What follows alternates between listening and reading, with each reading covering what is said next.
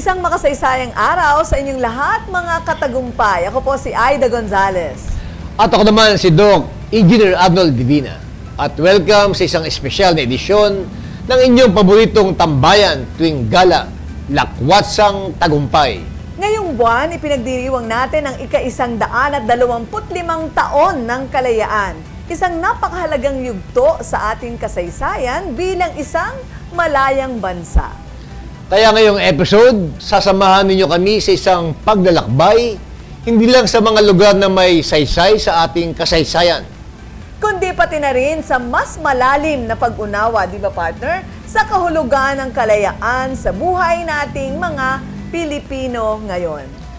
Kaya huwag na nating patagalin pa. Tara't maglakbay, matuto at magdiwang dito lang sa Lakwatsang Tagumpay.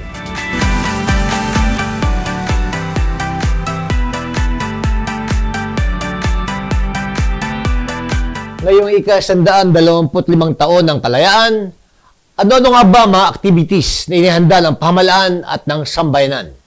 Well, alam mo partner, alamin din natin paano nga ba natin mas mapapalalim ang pagpapahalaga sa ating kasalinlan sa makabagong panahon. Para sagutin ang mga tanong ngayon, partner, makakasama natin ang isang espesyal na panauhin mula sa ahensyang tagapangalaga ng ating kasaysayan. Walang iba kundi mula sa National Historical Commission of the Philippines o NHCP, si Mr. Eufemio Agbayani. Hello sir, welcome po sa Lakwatsang Tagumpay. Hello sir, magandang umaga po.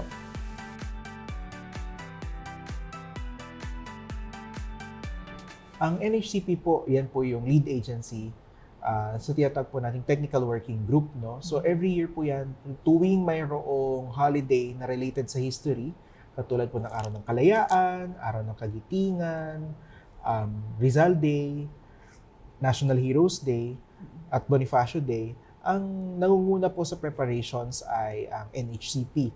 So kami po yung nagtitipon ng mga iba't ibang government agencies na may involved, nakikipag-coordinate sa Pangulo, sa AFP for the ceremonial elements, at sa security. So madalas po dito sa building namin nagbi-meeting yung mga involved po dun sa program.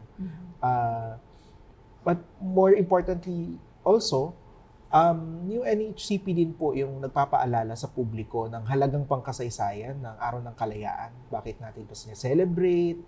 Bakit lahat ng Pilipino sa buong Pilipinas ay dapat makialam?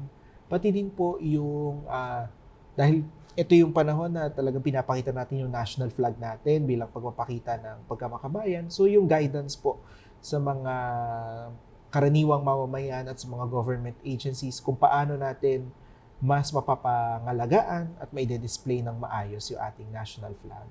Ang tema po ng Araw ng Kalayaan ngayong taon ay Kalayaan, Kinabukasan, Kasaysayan. Bakit po yung tatlong salitang ito? No? Una, dahil pinagdiriwang natin yung ating kalayaan. Pangalawa, ginagawa natin ito para maghawan ng isang magandang kinabukasan para sa ating mga susunod na henerasyon. No, so yung bunga ng kalayaan dapat maranasan at ma-enjoy din ng mga susunod na henerasyon. At magagawa lamang natin ito kung babalikan natin yung ating kasaysayan. Paano ba natin nakamit ang ating kalayaan? Paano ito pinagtanggol ng mga ninuno natin? At kahit paano ito pinagtatanggol sa kasalukuyan? At paano pa natin ito mapapaunlad? 3 taon na namin po itong tema mula po nung nagdiwang tayo ng ika-125 anibersaryo ng ating paghahayag ng Araw ng Kalayaan, paghahayag ng kalayaan sa Kawit, Cavite. And ginawa po natin ito dahil tinitrace po natin yung ating landas ng pagkabansa at kalayaan bilang Pilipinas. Mula po nung dineklara ni Pangulong Emilio Aguinaldo yung kalayaan sa kanyang bahay sa Kawit, Cavite, hanggang sa mabuo yung unang republika sa Malolos, hanggang sa dinala niya ito sa kung saan man siya tumungo dahil tinatakasan na nila yung mga Amerikanong naisirain yung republikang yon. Hanggang sa madakip na ho siya sa palanan ng Isabela noong March 1901. Araw-araw ang digmaan. Umaga't gabi sumasabak sa laban. Dapat protektado ka outside at inside. Immune Advance contains 4 active ingredients gaya ng lagundi, malunggay, non-acidic vitamin C at zinc. Tulong pampatibay resistensya para tulong proteksyon. Isama pa ang proper diet at exercise. Para katawan ay handa, Immune Advance helps support a healthy immune system. Immune Advance ang sandata. No approved therapeutic claims. Ang Immune Advance ay hindi gamot at hindi dapat gamiting panggamot sa anumang uri ng sakit. Available in Shopee, Lazada, and other leading drug stores.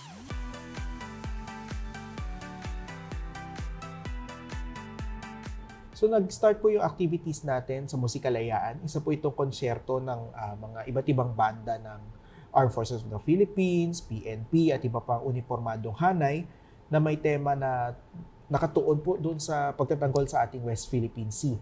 So maliban sa mga literal na banda na as in talagang rock bands, mayroon din po mga mananayaw at mayroon din po mga celebrities na naging reservists na sila po yung nagtanghal doon sa concert.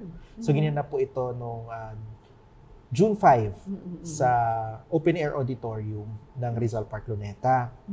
Noong June 8 naman po nagkaroon tayo ng parada ng pag-anyaya. So isa itong motorcade ng mga truck ng mga volunteer firefighters.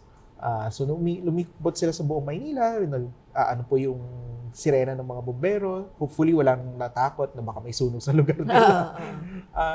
So yun, at display niya yung national flag, may mga tarpaulin sila para i-remind yung mga tao malapit na mag-Independence Day. Ito yung mga activities natin. Nung June 10 to 11 naman po, nagkaroon tayo ng pamahalang programa at serbisyo sa Rizal Park Luneta. Ang mga booths po ito ng iba't ibang mga government agencies na ibinibida ano yung kanilang maipaglilingkod sa mga karaniwang mamamayan. And marami po tayong mga kasama dyan na nakapag-uwi ng kung ano-ano po mga freebies at mga nakapag-proseso ng iba't ibang mga papeles na kailangan nilang ayusin. Kasabay po nito, nagkaroon ng static display ang AFP at iba pang unipermadong hanay para ipakita gaano kahanda sila na ipagtanggol yung ating kalayaan mula sa mga nagte-threaten ito sa loob at labas ng bansa. And as a way also of encouraging people to join kung nasa puso nila yon.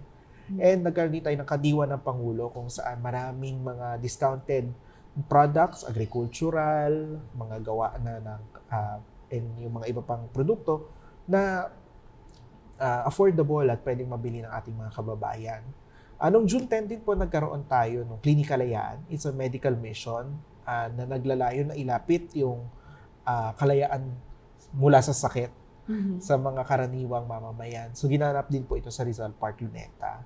Nung June 12, nagkaroon po tayo ng simultaneous flag raising and reflaying ceremonies, mainly dito sa Rizal Park Luneta sa pangunguna ni Pangulong Bongbong Marcos, pero sa iba't ibang lugar din po sa Pilipinas at sa iba't iba pang mga embahada at konsulado sa buong mundo.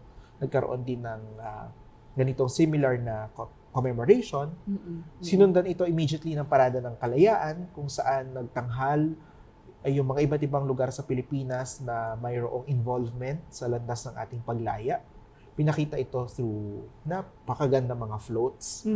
And sinundan ito ng mga festivals mula sa iba't ibang bahagi ng Pilipinas para pakita gaano kayaman yung ating kultura na yumayabong dahil sa kalayaan. Pagdating po ng gabi, nagkaroon po ng konsyerto sa Metropolitan Theater sa Maynila kung saan itinanghal ano yung ugnayan ng tanghalan at ng landas ng paglaya. So, yun po yung napakaraming activities po natin ngayong Araw ng Kalayaan. And that's just from the activities na involved ng NHCP. Of course, we encourage our local government units, our civic organizations to also mount their own activities to celebrate Independence Day. Platinum Pro, ang bisa ng 600mg caplet at yerba buena, moringa, lagundi at vitamin C na mga go food for morning flexibility and whole day mobility. Kaya walang aray sa palaging pagkilos. Platinum Pro. Platinum Pro.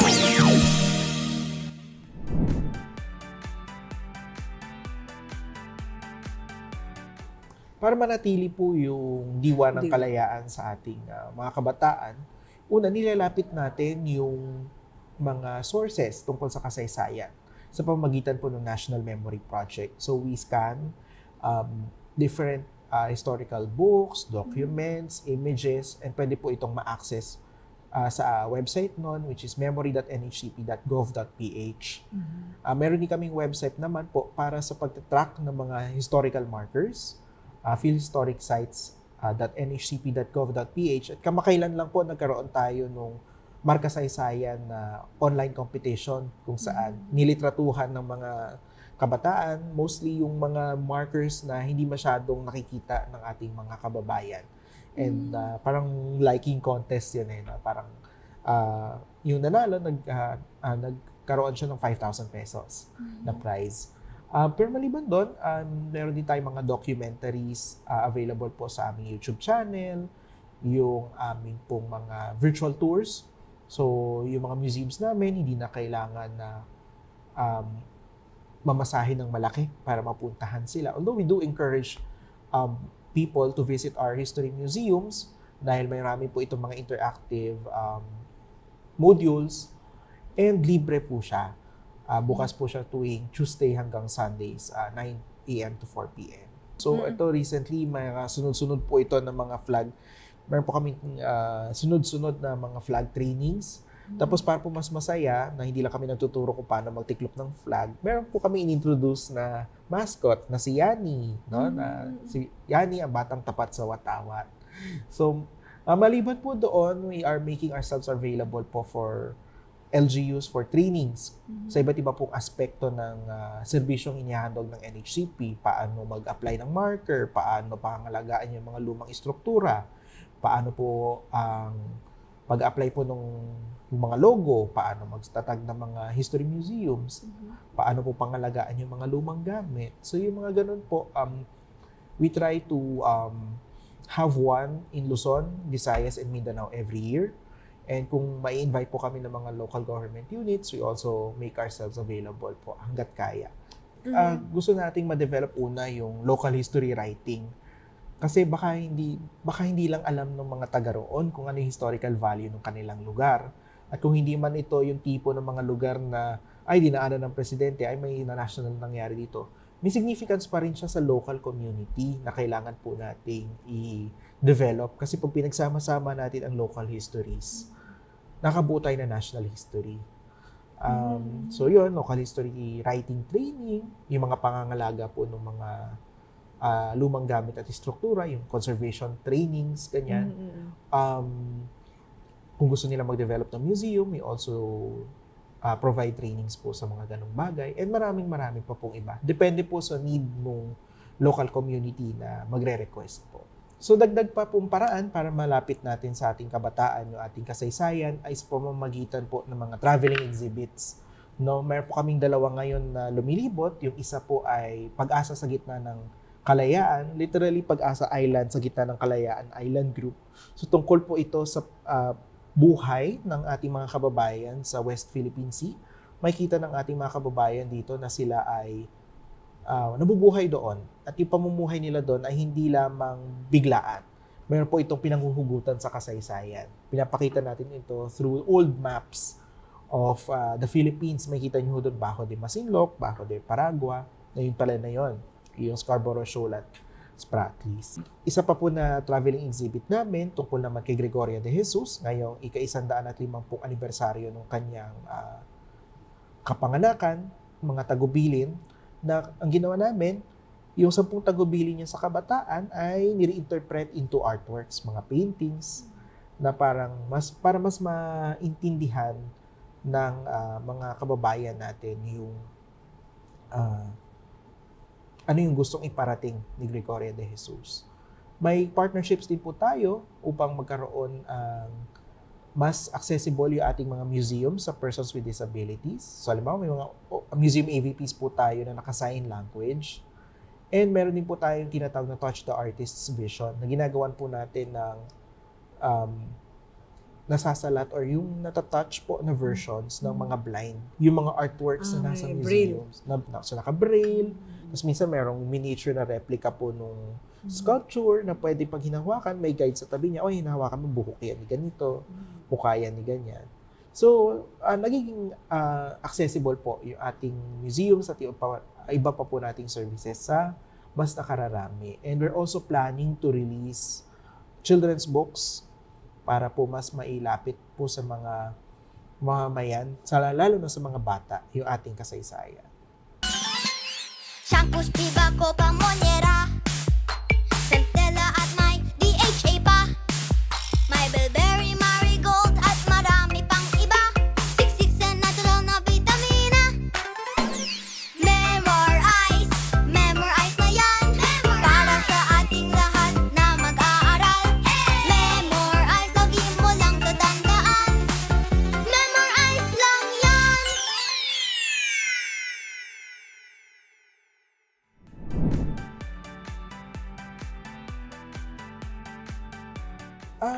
It helps build pride of place. Yung parang, ay, gusto kong tumira dito kasi napakarami palang kwento na nakukuha ko sa lugar na ito. Ganito pala kami nag-start, ganito na kami ngayon.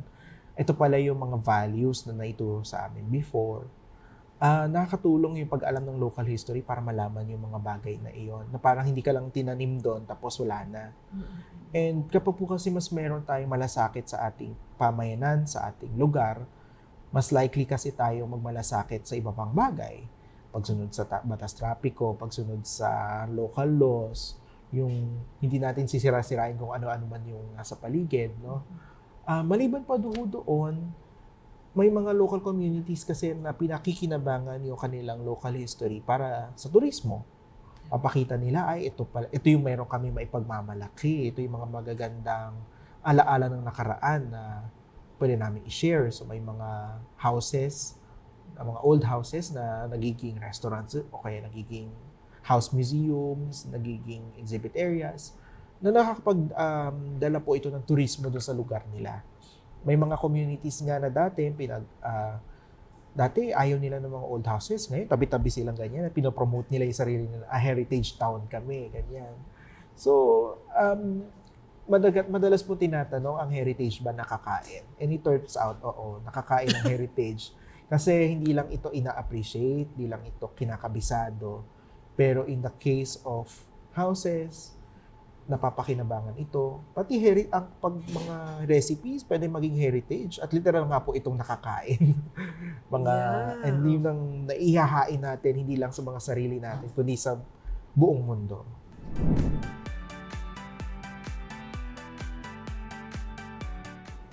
Kung nakakakuha po tayo ng pondong malaki mula sa pambansang pamahalaan, ang madalas po ginagawa rin natin also is to restore old structures.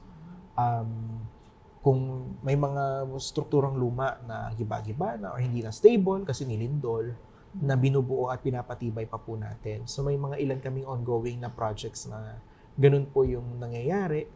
And then we also actively engage people through social media para ipakilala yung ating kasaysayan at yung halaga nito sa ating mga mamamayan. No? So maganda po siguro mabisita ng ating mga kababayan yung aming website, nhcp.gov.ph, aming Facebook page, fb.com/nhcp1933, at iba pa po namin mga social media accounts para makita po nila ano po yung mga activities na inihahain ng NHCP at pwedeng pakinabangan ng ating mga kababayan. Ang Araw ng Kalayaan po ay sagisag ng tagumpay. Hindi po tayo magkakaroon ng Araw ng Kalayaan kung hindi tayo nagtagumpay. Quite literally, kaya po nagkaroon ng lakas ng loob ang mga revolusyonaryo sa pangunguna ni General Emilio Aguinaldo na magdeklara ng kalayaan noong June 12, 1898 ay dahil may sunod-sunod sila mga panalo sa labanan simula May 28, 1898. And bagaman may mga panahon na nabawi sa atin yung kalayaan na ito, na nasakop ulit tayo ng mga Amerikano, ng mga Hapon, na kailangan ulit natin ipaglaban yung kalayaan natin, the fact na tinatamasa natin ngayon ito ay isa ng malaking tagumpay. Ang tanong sa atin ngayon, paano natin pananatilihin yung tagumpay na iyon? May mga pagkakataon na mabibigo ang bayang Pilipino. May mga pagkakataon na mabibigo tayo bilang mga individual. Pero ang paalala sa atin ng Araw ng Kalayaan, pwede tayong bumangon. Pwede nating bawiin yung inagaw sa atin. Pwede natin ipanalo ulit yung ating kalayaan. At yun ang trabahong kailangan natin gawin. Na patuloy nating preserbahin ang tagumpay ng kalayaan at lagi po itong ipagtanggol at payamanin.